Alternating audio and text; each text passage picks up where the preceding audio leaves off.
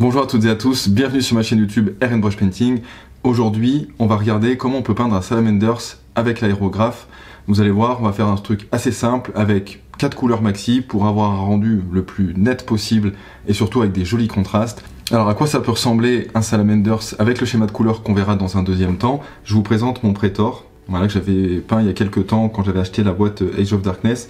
On peut voir sur cette figurine un contraste qui est assez intéressant en partant d'un vert qui est très clair sur des parties qui sont lumineuses, c'est-à-dire les parties qu'on va choisir dans un premier temps pour les mettre en lumière, et ensuite on va arriver sur un vert un petit peu plus foncé avec des touches de bleu. Ce que j'aime bien avec ces teintes-là, c'est qu'on va avoir des couleurs qui sont complémentaires et on va les travailler par couche. Dans cette vidéo, on va voir justement comment arriver sur un dégradé comme ça en restant sur des couleurs harmonieuses qui vont bien se marier ensemble. Alors pour réaliser ce schéma de peinture, il va vous falloir du blanc. Toujours pareil, j'utilise un encre acrylique.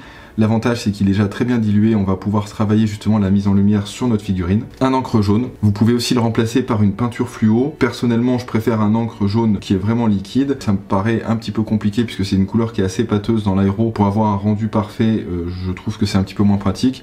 J'ai testé cette encre de chez Liquitex, il est vraiment super. Pour le vert, vous pouvez utiliser toute encre acrylique qui peut éventuellement rester pas trop opaque. Moi j'utilise une peinture contraste de chez Games, le 40 Drass Green, j'aime beaucoup cette couleur et ça va très bien avec le schéma des salamanders. Et pour finir, le Stormfin Blue, c'est une couleur que j'utilise assez régulièrement parce que j'aime beaucoup sa teinte, et vous allez voir que ça à la fin, pour travailler les dégradés entre notre vert clair et notre vert foncé si vous voulez, ça va être vraiment intéressant pour donner un joli reflet avec votre figurine. Et aujourd'hui on va s'entraîner sur un Primaris Warhammer 40 000. On passe à l'aéro. Alors la première étape avant d'effectuer le travail de mise en lumière de votre figurine, ça va être de sélectionner justement les parties que vous voulez faire ressortir sur votre figurine. Vous avez plusieurs solutions. Soit vous faites un zénithal, c'est-à-dire que vous allez décider que la lumière va frapper la figurine par le dessus et vous allez justement avoir une mise en lumière plutôt sur les parties supérieures. Si vraiment vous voulez quelque chose de réaliste, vous pouvez aussi sélectionner une mise en lumière qui va provenir de la position de la figurine. Vous voyez par exemple celui-ci, on voit qu'il regarde sur le côté, et moi ce que je vais vouloir faire justement, c'est venir faire prendre la lumière sur cette figurine de 3/4 en fait. Ce qui va être intéressant, c'est que ça va nous permettre de mettre en avant sa cuisse, donc du coup sa cuisse gauche, son épaulette, une partie de son pactage arrière et éventuellement l'intérieur de la jambe. Voilà. Après ça, vous verrez, là on va faire un premier test, vous pourrez le modifier en fonction de ce que vous voulez faire ressortir. Rien n'empêche de sélectionner justement une autre posture avec une autre mise en lumière en le faisant complètement de face. Voilà. Ok. Donc maintenant, on prend le blanc. Et ensuite, avec notre aérographe, on va venir justement commencer à poser les zones qu'on veut éclairer. Donc, je vous rappelle, nous on va partir du principe qu'il est éclairé sur cette partie-là. On va avoir un intérieur de cuisse ici, tout l'extérieur de la figurine et un petit peu le dessus. D'accord ?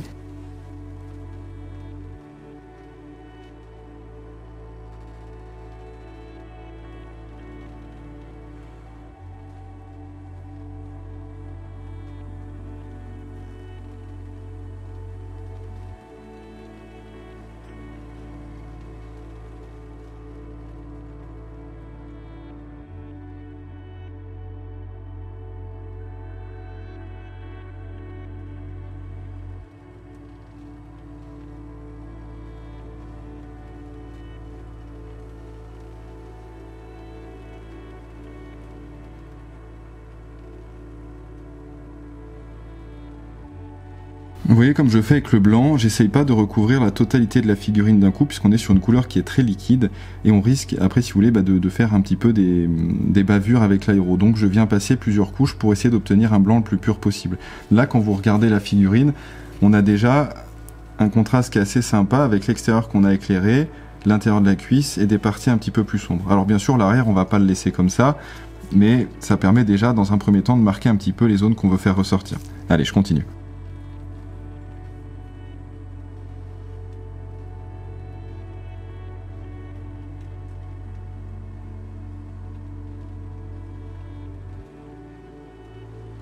Donc là, la partie frontale de la figurine me convient. Pour éviter de se retrouver avec une figurine qui est toute noire de l'autre côté, on va quand même mettre en valeur un petit peu la partie arrière de la jambe, sinon on va se retrouver avec vraiment un côté un peu volte-face.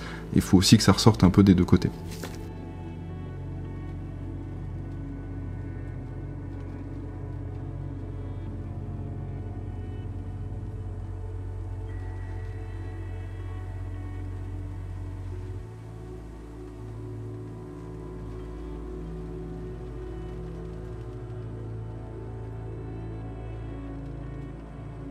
Voilà, ce qui est bien important quand vous rajoutez des couches de blanc, c'est essayer de réduire le plus possible la zone sur laquelle vous les mettez.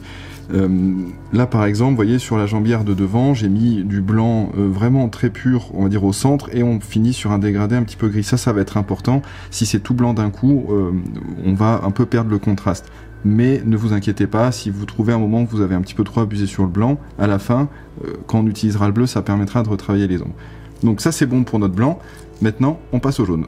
Petite astuce, quand vous passez au jaune, n'hésitez pas à bien nettoyer votre aéro plusieurs fois, parce que si vous rajoutez du blanc, ça va lui donner un côté jaune d'œuf, et ça va être juste affreux. Donc là, avec mon jaune, on va venir insister sur les parties blanches, on peut en mettre un peu sur les parties noires, mais le but c'est vraiment de faire plusieurs passes pour avoir un jaune extrêmement vif sur les parties blanches.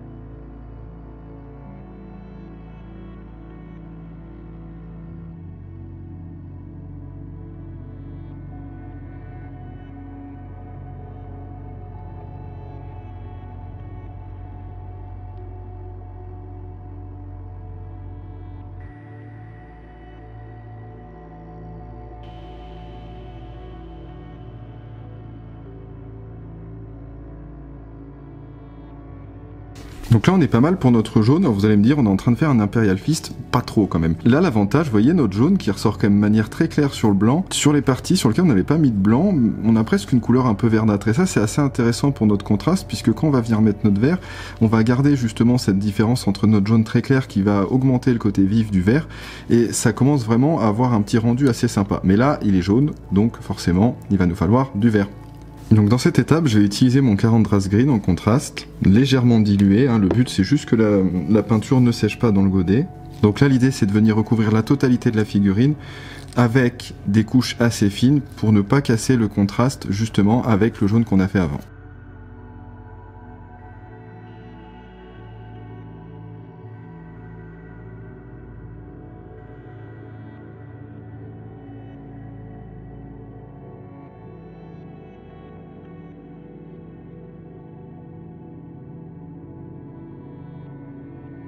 Là on a notre vert qui a fait le boulot, on a recouvert justement le jaune d'avant avec notre vert. On a donc un vert plutôt clair sur les parties qui étaient jaunes et on se retrouve du coup avec un vert foncé sur les parties qui n'étaient pas éclairées. Maintenant, l'étape que je fais tout le temps, c'est de repasser du bleu. Ce que je vais vouloir faire avec mon bleu, c'est de venir sur les zones qui sont à cheval entre les parties claires de notre figurine et les parties sombres.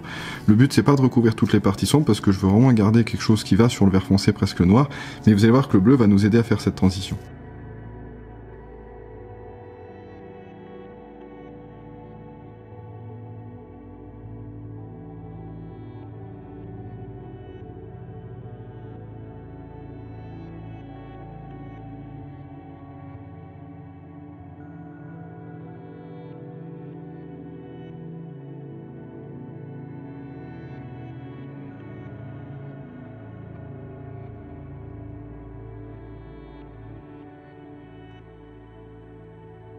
Donc là on vient de terminer notre étape avec le bleu, on commence à avoir des jolis dégradés sur notre figurine avec des parties sombres où on a un reflet bleuté et des parties lumineuses où on est vraiment resté sur du vert.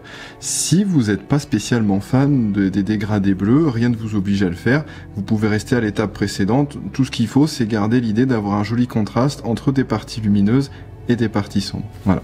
Maintenant, là cette figurine elle va avoir besoin d'être mise en valeur, notamment avec un travail sur les arêtes au pinceau pour pouvoir faire le lien entre nos couleurs sombres et nos couleurs claires.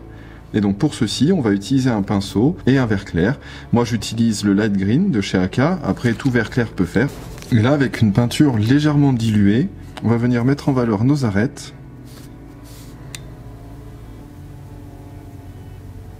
Alors bien sûr, toujours le plus discrètement possible, hein.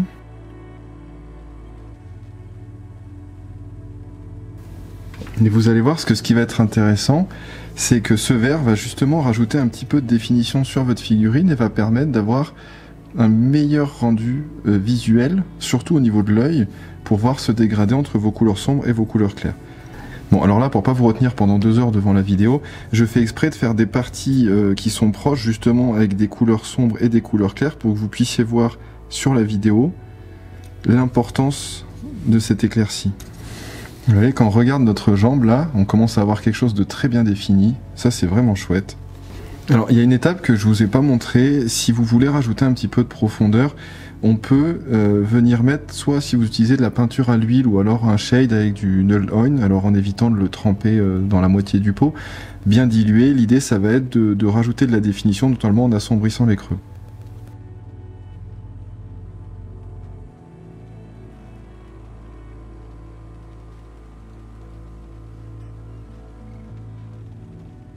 Il faut vraiment profiter de toutes les parties d'armure de ces kits, puisque les primaris sont quand même assez chouettement réussis, et ça va vous permettre de mettre en valeur le plus d'arêtes possible et de marquer le dégradé justement avec votre figurine.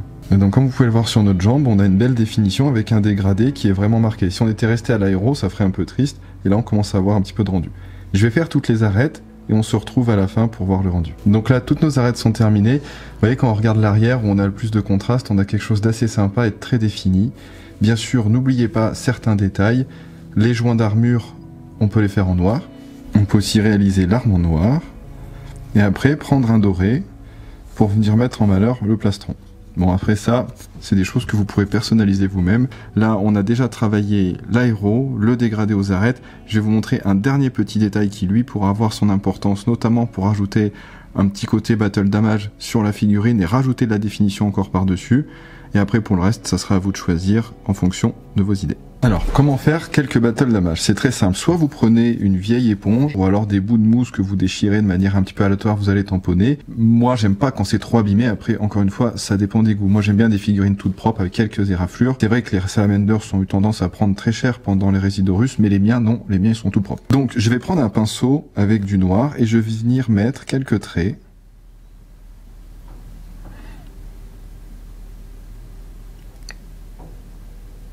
De manière assez aléatoire.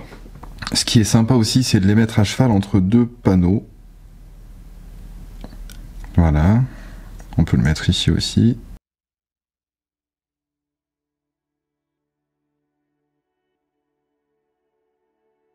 Il faut savoir que les battle damage, c'est vraiment une question de goût. Plus vous en mettez, forcément, plus votre figurine va avoir l'air abîmée.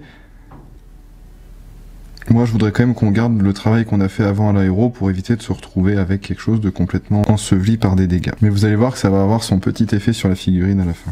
Si vous n'avez pas de mousse et que vous voulez voir comment on peut faire, vous prenez un vieux pinceau comme celui-ci là qui est complètement massacré. Et on va venir appuyer à quelques endroits de la figurine pour venir marquer un petit peu justement avec des points aléatoires. Alors, je vous le fais sur l'épaulette, sachant qu'après... Sur un salamander, je ne l'ai pas en noir, mais c'est pas grave, c'est juste pour vous montrer un petit peu ce qu'on peut faire. Donc là, on a notre base déjà de battle damage. Maintenant, on va reprendre le même vert qu'on a utilisé tout à l'heure, et je vais commencer par souligner les traits qu'on avait fait tout à l'heure.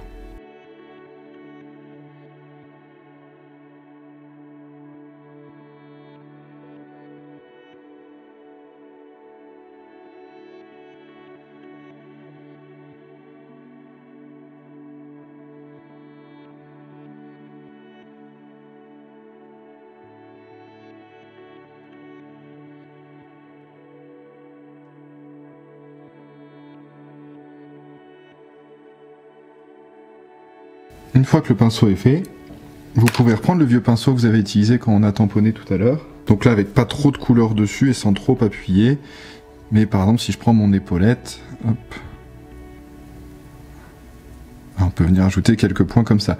Soit vous faites comme ça, ce qui est aléatoire, soit si vous avez du temps, et en fait c'est toujours pareil, hein, votre seul ennemi à la peinture c'est la patience, vous pouvez, une fois que vous avez marqué vos points aléatoires en noir, prendre votre verre et souligner chaque point de manière indépendante. Mais ça par contre c'est un petit peu plus long. Voilà, bah écoutez, cette vidéo est terminée, là vous pouvez voir le salamander prêt à combattre. Bon, bien sûr il n'y a pas le socle de fait. Une petite décalco ici avec la tête de dragon, ce serait super. Donc là vous pouvez voir, vous voyez tout le travail qu'on a fait avec le dégradé à l'aéro, d'avoir une figurine qui a une belle définition, les battle damage qui vont ajouter justement un petit peu d'originalité à la figurine et encore une fois, de marquer le dégradé sur ce qu'on a pu réaliser. Comme je disais tout à l'heure, un petit détail qu'on pourrait rajouter, c'est de mettre avec de la peinture à l'huile ou en utilisant un shade pour faire un petit peu les creux de l'armure. Voilà. Mais là, globalement, vous avez un Marines qui est plutôt abouti, assez facile à faire. Donc je vais faire d'autres vidéos pour vous montrer un petit peu d'autres schémas qu'on peut mettre en pratique, notamment sur des Ultramarines, des Blood Angels, pourquoi pas des Imperial Fist. N'hésitez pas à me dire ce que vous en pensez en commentaire. Si ça vous a plu, abonnez-vous, partagez la vidéo ou la chaîne à vos amis, ça me ferait vraiment plaisir. Je vous dis à la prochaine sur Erenbrosh Painting. Ciao ciao.